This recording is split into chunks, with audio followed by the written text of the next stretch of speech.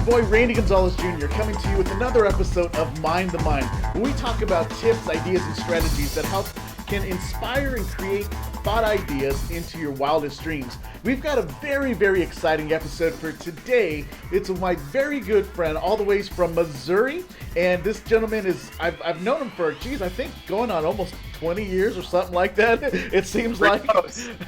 But he's just been a great friend. He's been a great inspiration to thousands of people, and I'm super excited because of the value we're going to bring you guys today. So get your notepad ready if you're taking notes, and let's freaking roll. So without further ado, Jerry Myers, welcome to Mind the Mind, brother. How are you? Hey, it's good to be on this call with you, Randy. Thanks so much for the opportunity, and I'm glad to be able to share today. Yeah, absolutely, man. Thanks for taking some time out of your busy schedule. So let's give the audience kind of our old school back in the day. Who the heck is my good buddy Jerry Myers, man? Man, you know. And now I'm just gonna kick back and let you talk now. No. All right. I'm just a crazy dude like anybody else who's had some success in the car industry and really had a good time with it. I can remember when I first met you, man. It was when we were in the multi-level marketing world, and that's how we got hooked up. I'll never forget. Yeah. And once you've been an entrepreneur, you're always an entrepreneur. I don't know how you turn it off. Do you know how to turn it off? I haven't been able to figure that one out. I don't even know if that exists. Yeah.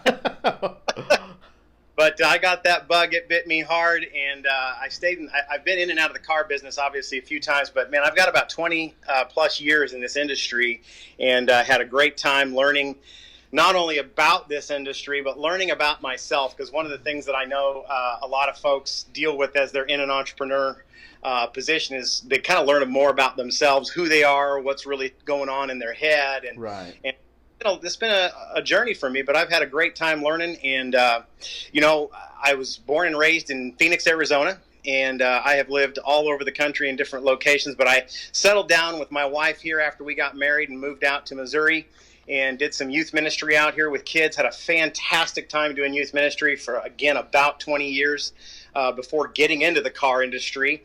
And that was kind of what I did is I left the youth ministry and wasn't going to do that anymore. And started a church, but I still had to have an income so I could pay my bills while I was pastoring. And so that went really well in coming into the car business. When I first started in the business, I started with a mom and pop location. A guy named Steve hooked me up with a job straight out of being a minister in the church. He was a guy who believed in God and stuff, and so he was like, yeah, I'll take a chance on you, brother. And so he showed me the ropes in the car industry on a small mom and pop car lot. And 3 months later, I was invited, headhunted, I guess you could say. I was invited to go to a large dealership, which I'd never experienced before, and got my feet wet in my first dealership. 3 months later, they let me go. Can you believe that? Oh, wow. Okay. 3 months later, they said, Jerry, we don't need you anymore. I missed a sales meeting. Can you believe it? I missed a sales meeting, and they decided they didn't need me.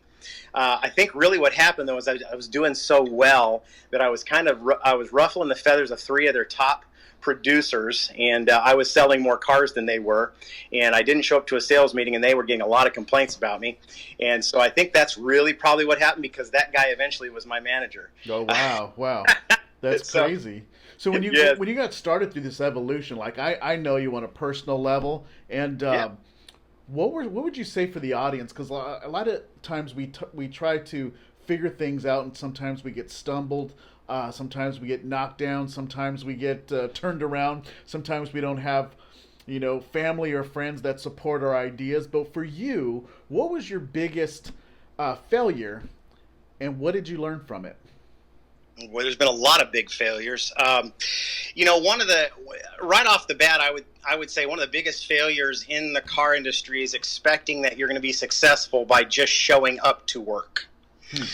Because if you just show up to the job site, you just show up to the location, and you stand there waiting for something to happen, it's just like anything. You're going to wait a long friggin' time to get something to happen. So that was a huge mistake right off the bat in the first few years of being a car salesman that I learned the hard way, is that you've got to find a way to generate income. You got to find a way to generate leads. You got to find a way to generate excitement, enthusiasm, something to bring people to you. You've got to kind of somehow find that, whatever it is, that attractor factor that's going to get people coming to see you, because there's a car salesman everywhere. Mm-hmm. I mean, I have, just in the auto group that I'm involved with, there's 300 salespeople. So people to compete with in a local market. So, what's going to make me different? And that's one of the first challenges I had to overcome, was learning how to promote myself, learning how to get myself out there in front of people and do something proactive rather than, waiting for something to happen.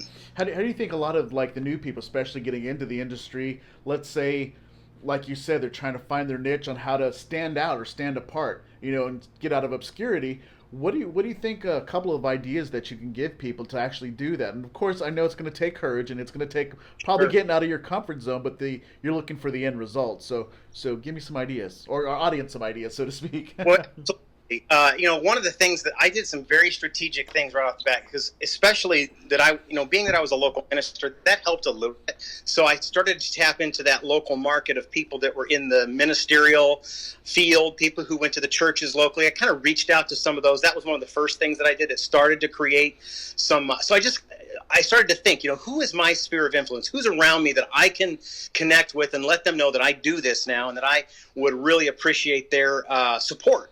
So I did that, but that did not get me the results I needed, financially. So I moved on beyond that, and I actually joined my local chamber, which was something that, there's a lot of mixed emotions about this when it comes to local chambers, because people will say, well, I paid my $400 at the door and I don't get anything out of it. Mm-hmm. But I would tell you that if you're a car salesman and you're in the industry and you're not a part of a local chamber, you're kind of shooting yourself in the foot. And the reason I say that is because if you're not out in the public, they're not going to remember you. They're not going to think about you. So one of the first things I did was I joined the chamber, and instead of doing what most people do, paying my dues at the door and then just hoping that the chamber is going to send me business, which they do not do, I actually took the proactive approach of going to those community events that they were hosting. So if they were having a morning coffee, or if they were having an evening dinner party, or they were having some sort of after hours event where they had, beers flying and people are out there good time partying together, I made sure I was at every one of those events because I wanted to be in front of people and make sure that I was making connections. So I would go to those events and I would make connections. And I will tell you the interesting thing, you're asking about new people. I have actually taken and invited people to those events with me who have started in the car business just in the last few years. I'll invite them to go with me. I'll introduce them around. And by the end of the day, before the day's closed, they've got one or two people who are looking for a car just because they went to this event with me and met somebody at a coffee or met somebody at an after hours, and that's huge. Yeah. And I took that community involvement and just kind of grew it, because people start to refer their friends and their family to you when you do right by them. And then I joined something very strategic not too long after that called BNI. Mm-hmm. That's Business Networking International. So you could call these lead. You could call it a referral group, whatever you want to call it. There's lots of different ones out there. BNI happens to be one of the best, and I've been involved in that almost 10 years now, and became a president for 3 years prior to this year. And I'll tell you, when you put yourself in a community like that, like I would go to the Seroptimus meetings, I would go to Sertoma meetings, and I'm just throwing out names of things, Lions Club. I would go to all these different meetings. So I would take every day of the week that I could, and I would find some local event happening where people were meeting up and having breakfast or coffee or dinner or whatever, and I would go to those events and I would just schmooze, man, and get to know people. Right. And that is really the key ingredient to really changing your stars in any sales position, but in car sales, it's huge. Yeah, because I know I have some questions I wrote out here, and one of them is, one of them was, what is a great resource that helped you along the way? And you've actually already answered that. You talked about, the networking, the Chamber of Commerce, joining a local chapter in BNI. Those things will really catapult you. I even remember back in my day of just networking, those were huge assets. A lot of times people think they just go and they don't show up. The key thing is you got to participate. Sometimes people need to see you more than just one time, and they need to see you twice, 2, 3, 4 times, and they're like, okay, now I trust you. Here's my neighbor, here's my friend, here's my chiropractor, here's my dentist, here's this, and then before you know it, you have a whole nother network that's really spectacular. So yeah. So another thing what I wanted to do was talk to you about what challenges that you faced and that you didn't anticipate when you got started. Ooh. All right. So, when I got started, I really wasn't prepared for the amount of rejection. Ooh, that's a big word, because I've been hearing that a lot. Like, how do I get rejection? Like, yeah, okay, let's talk about this. Rejection. I love it. biggest challenge in the sales field. Now, I had some sales experience before coming into the car business, so that helped a bit. But there's something very uniquely special about the way car people are treated in the industry. Yeah.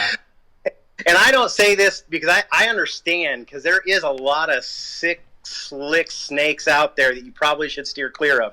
However, the average guy on the car lot isn't really looking to take advantage of people. They're really looking to help.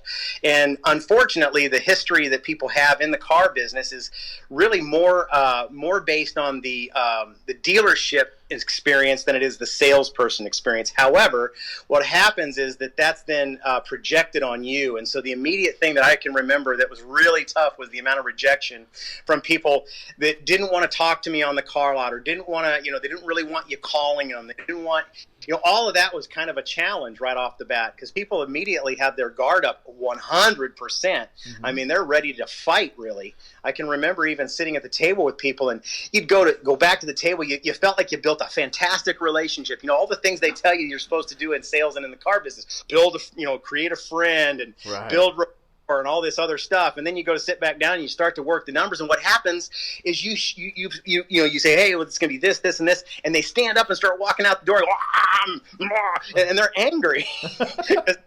You're trying to take advantage of them. And I can remember so clearly so many times at the beginning where I'd just be like sitting there dumbfounded with my face as they're walking out the door, and my manager's like, what happened? I'm like, I don't really know. That's crazy. But it is, you get that stereotype that says, the first thing you do is like, and they're there to buy a car. They know they need someone to help them, but it's just because it's conditioned in their mind, like, oh God, this guy's going to try and sell me the car. We're like, you already know you're there to buy a car. Why are you hating, man? Why are you hating on him?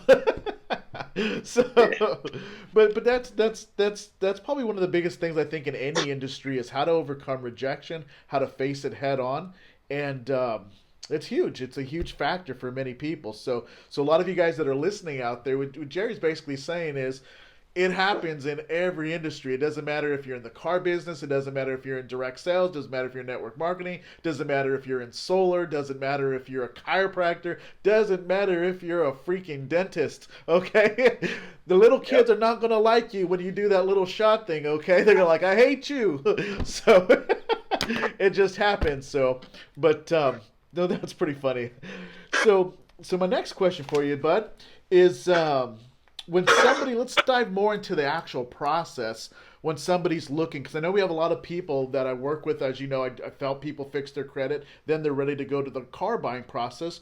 When someone's looking to purchase a car, what are some important steps that they must take before they even attempt to purchase? All right, first thing would be you really should go in knowing what you owe on your vehicle if you're trading it in, and you actually have a previous balance that you have on loan to a company that you still owe. It's important to know that, because if the salesperson doesn't know that, it could actually throw the car deal towards the very end, because that's something that I start dealing with right up front. With my knowledge now, but a lot of salespeople don't think about that. When somebody starts asking, and a lot of times people will go in without really knowing what it is that they're really after. If you could sit down before arriving at a dealership and really know, what is my budget? What is my cap? What would be, in a perfect world, if I could have it this way, I would want this to happen. But I know that there's no such thing as a perfect world. So what would be my not so perfect world, but I would settle for this, because I know that if I got that, it would fix my situation, help me. Because obviously the only reason we're trading vehicles is usually one or two things. One, because I need it, or I really want it. Right. And that would take me to my next point, is you really need to consider what are the differences between your wants and your needs. One of the biggest issues that I find in the car business, and I deal with this right away up front with customers because I know this now, but for a long time it was a huge challenge because people would come in and say that they needed a sunroof and they're not going to buy anything without it. And then, of course, the salesman hears you and they believe it, and they won't call you. They won't tell you about a car that comes in. They may not even know what to show you at that point, because they might only have 3 in the entire 100 that they have that has a sunroof, and then they show you those 3, and you're like, well, didn't find what I wanted. Well, and that happens, but the salesperson may not realize that, that was just more of a want. That wasn't a that wasn't a need that had to be fulfilled. Mm-hmm. So you really want to go in really knowing, okay, I've got some wants, but if I can't find the want, what are the needs that I have to have so that I can actually walk away happy knowing that I at least accomplished, a good portion, 70-80% of what I had to have in order to make this car deal. Okay. So when they're going in there, so they have to know what they want, Yes. what their budget is going to be, what their boundaries are, and so you're saying so they should be flexible then, or Yeah, you got to have some flexibility. You need to know what your flexibility is before arriving, because if you come in really staunch with this has got to be this way, and it's got to be this way, it's got to be this way, you're kind of putting yourself in a trick bag where you're kind of holding yourself to a line that maybe nobody can really come to, and then you may be creating the drama is what I'm trying to get at. And all of us know drama's no fun, but if you're not flexible in some way, shape, or form before arriving, you're going to find yourself in a dramatic situation, because obviously you're not going to be able to find everything you want every single time, because some people will come in and say, I won't buy anything but red. I won't buy anything but black. I was like, well, I've got everything you want except that the color's not black or it's not red. Would you still be interested? And so some people are like, no, I'll only take that. Well, that happens. And if that's really you, that's okay. But just know that the flexibility may not be the color. It may not be the feature that you had to have. But maybe the flexibility is the time frame, because it may take me 3 weeks to find that vehicle. Right. And that's another thing I was going to ask you. So once somebody got their specs, their ideas, their boundaries, their budget, all this put together, how long does the process actually take? And I know this is a big question, because it could be same day, or I got to order it. Yeah. But generally speaking, for the audience that's saying, okay, how long does it actually take? Right. Well, and some of the stuff that I'm telling you to prepare for in advance, you could actually do some online research ahead of time. And if you get a hold of somebody and you kind of tell them before arriving what you're looking for, you could save yourself a lot of hassle just by using the telephone or the internet, getting a hold of somebody that's at one of these dealerships and saying, hey, I'm going to be buying in a month. I'm going to be buying in 3 weeks. I'm going to be buying in 2 weeks, whatever it is. And I really would like to find this, and this. Would you help me find it? And what will happen is that you might be able to get in there and just go sign paperwork, and you're out in 10, 15 minutes. That's the perfect situation. Mm-hmm. Does that happen every time? No. If somebody comes in, they don't really know what they want, they're not really sure, that is a relative question. It could take 3 hours to find it. It might take 45 minutes. I can tell you in my professional situation, I can usually get somebody in and out of a dealership within less than an hour. Oh, wow. If they have some idea of what they want. And there's some things that I can't control, like the finance, if the finance is backed up. But in general, if I know what the customer is looking for before they arrive, and I've done my research, I've got a list of 5 to 10 cars to show them, I'm going to speed that process up. They're going to be in and out in 45 minutes to an hour. And that's really all it should take to buy a vehicle.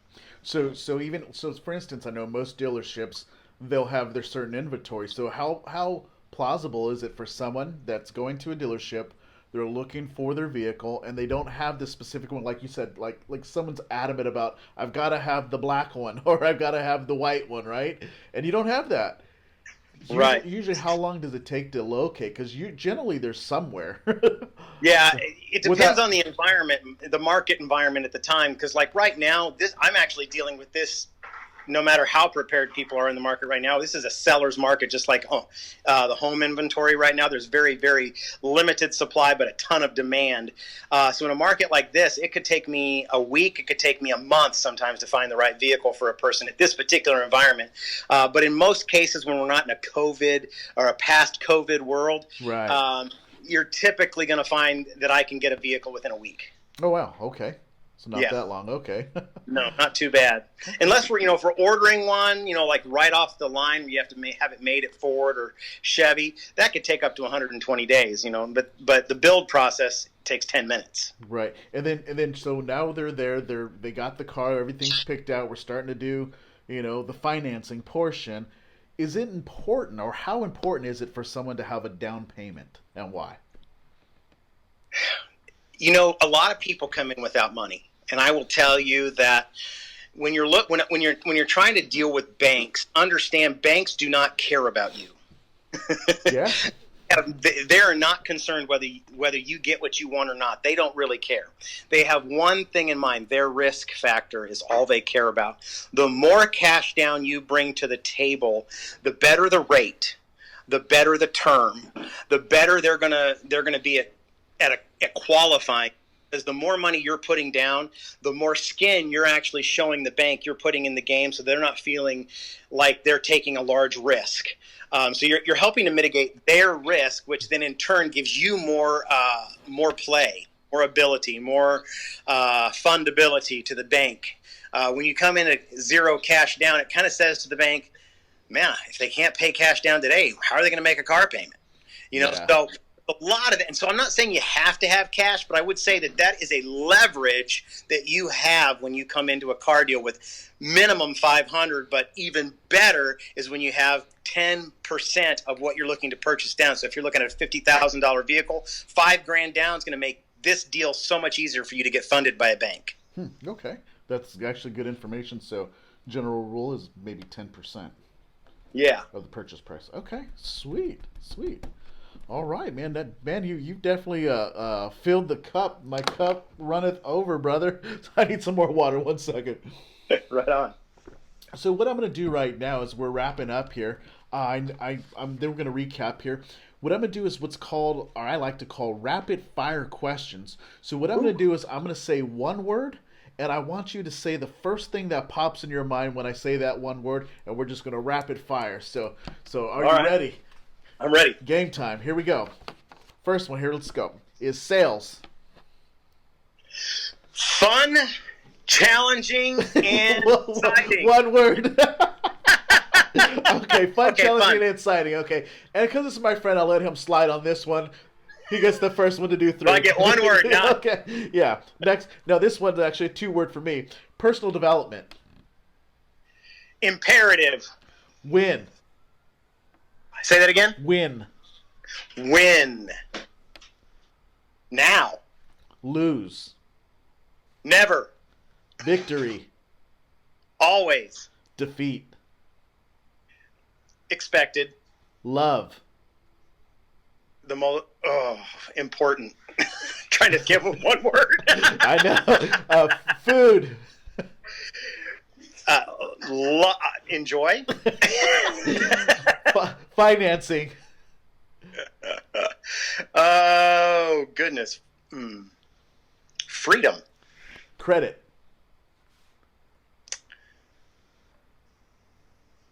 A necessity. Work ethic. Ooh. How do I say that in one word? Needed. We're almost done here. Energy. Ooh, high. Jake's making up his own language now. A couple more. Routine. Key. Health. Important. Spirituality. Imperative. Journaling. Important. Awesome. Well, Jerry, thank you so much actually for being on our episode of Mind the Mind. As always, brother, it's always fun and exciting to see you, collaborate with you, and just really it's always a good time. I know you have many things to do today, and I love your family. I remember the little girls when they're small, and now I know they're all grown up, married, kids. Holy moly, man, time flies. But if somebody wanted to reach out and connect with you, how can somebody actually reach out and find you online? There's 3 different websites a person could find me on. One is jmyersautosales.com. That's going to be one that'll have all my sites listed. And then the next one would be vehicle-matchmaker.com. And then I've got one more, and that's vehiclematchmaker.net. And if somebody wanted to call me for some reason, hey, man, I take calls all the time. 417-438-1513.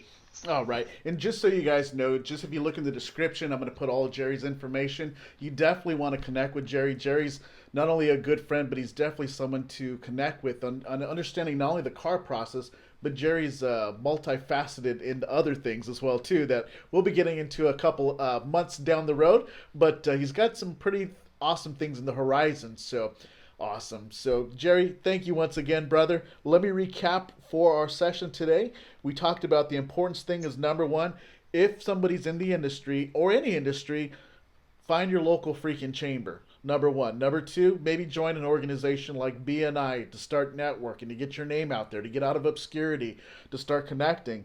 Another thing is when someone's looking at the car buying process, understand your budget. What is your budget? Okay, you may want the Ferrari, but your budget says you can stick with the Camry. Okay, and there's probably different lengths to that. What are you willing to cap out? What are your boundaries? And the difference is really when you're sitting down at the negotiation table for yourself, because you're responsible for those payments.